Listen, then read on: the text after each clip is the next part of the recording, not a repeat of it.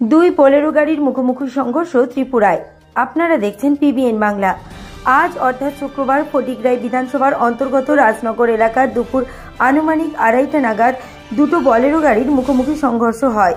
জানা গেছে TRO 2L1571 Bolero গাড়ি এবং অপর গাড়ির নাম্বার TRO 2M1602। এই দুটি গাড়ির মুখোমুখি সংঘর্ষ হয়। এতে কোনো আহত বা নিহতর খবর পাওয়া যায়নি, কিন্তু দুটি গাড়ি ক্ষতিগ্রস্ত। স্থানীয়রা দেখতে পেয়ে ঘটনাস্থলে পৌঁছে ফটিকরাই থানায় খবর পাঠায়। তৎক্ষণাৎ ফটিকরাই থানার বিশাল পুলিশ বাহিনী, TSR বাহিনী ঘটনাস্থলে পৌঁছে গাড়ি দুটিকে উদ্ধার করে ফটিকরাই থানায় নিয়ে আসে। সংবাদ লেখা পর্যন্ত এতটুকুই জানা গেছে। দেখতে থাকুন বিস্তারিত পিবিএন বাংলায়।